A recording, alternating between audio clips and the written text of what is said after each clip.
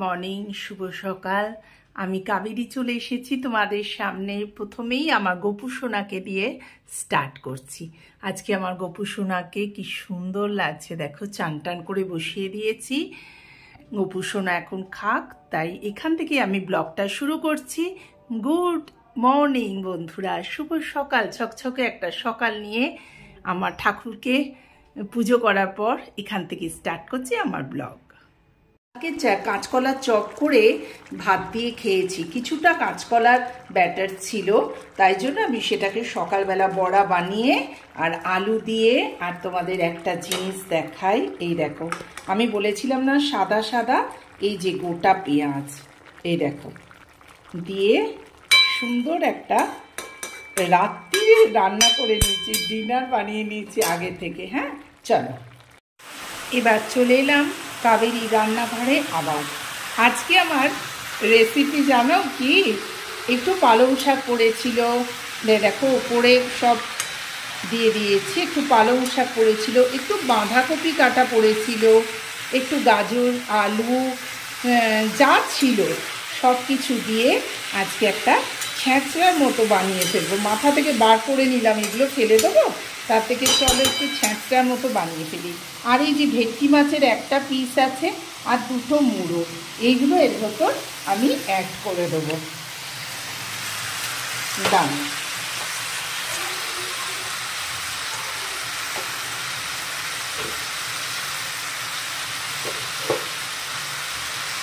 এই দেখো মাছ ভাজাটা রেখে দিলাম, ওটা দীপঙ্করকে দেবো। এর ভেতর নুন হলুদ যেমন তোমরা দাও, কাঁচা লঙ্কা চিড়ে দিয়েছি, তারপর গুঁড়ো দিয়েছি, শুকনো লঙ্কা গুঁড়ো দিয়েছি, সব কিছু দিয়ে নুন মিষ্টি ধনে জিরে গুঁড়ো সব দিয়ে এইটা এবার সিম করে হয়ে গেল না একটা ঘরোয়া ছ্যাঁচড়া। চলো চাপা দিয়ে দিই। কী করবো বলো, আমরা মেয়েরা এরকমই তো, ঘরে যা যা জিনিস থাকে দাঁড়াও এগুলো সব সুন্দর করে তুলে দিই। যা যা জিনিস থাকে সেইগুলো দিয়েই তো আমাদের সব কাজ সারতে হয় বলো। আজকে আর বাজার করলাম না, দীপঙ্কর বললো বাজার আছে, আমি বললাম না একটুখানি আছে, চলো আজকে আর করতে হবে না, আজকে সব কিছু আগে ফিনিশ করে তারপর বাজার করব। চলো, গুড আফটারনুন বন্ধুরা, কাবেরী চলে এসেছে আবার নতুন একটা ঝকঝকে ব্লগ নিয়ে। আজকে সকালবেলায় একটা রান্না করে ফেলেছি, সেখান দিয়ে স্টার্ট করছি আজকে নতুন ব্লগটা। ছ্যাঁচড়াটা হচ্ছে, ততক্ষণ আমি ভাবলাম যে তোমাদের সাথে একটু কথা বলে আসি। ততক্ষণ কেমন আছো বন্ধুরা? গরমে খুব কষ্ট হচ্ছে, শুধু আমার নয় সবারই হচ্ছে, তোমাদের তো হবেই। আর একটা কথা, আমার ব্লগগুলো তোমাদের কেমন লাগছে বন্ধুরা প্লিজ একটু কমেন্ট করে জানিও ইনবক্সে। আর please subscribe my channel Kaberi জীবন কথা, তোমাদের যেন সব ঘরে পৌঁছে যায়, সবার ঘরের মেয়ে হয়ে উঠি, এটাই আমার রিকোয়েস্ট বন্ধুরা। আর জানিও তোমাদের কেমন লাগছে ব্লগগুলো। হ্যাঁ চলো দেখি আবার ছ্যাঁচড়াটা হয়ে গেল কিনা। হ্যাঁ, এর ভেতর দিয়ে দিলাম, তোমরা তো জানোই, জিরে শুকনো লঙ্কা আর তেজপাতা। একটা জিনিস অ্যাড করব, একটুখানি হিং, দারুণ খেতে হয় গো। আমি একটু বরাবরই জিরে মানে পাঁচফোড়ন এইসবগুলো আমি বরাবরই একটু ফোড়ন দিই বেশি, কিন্তু আমার দিদি আবার একদমই ফোড়ন দেয় না।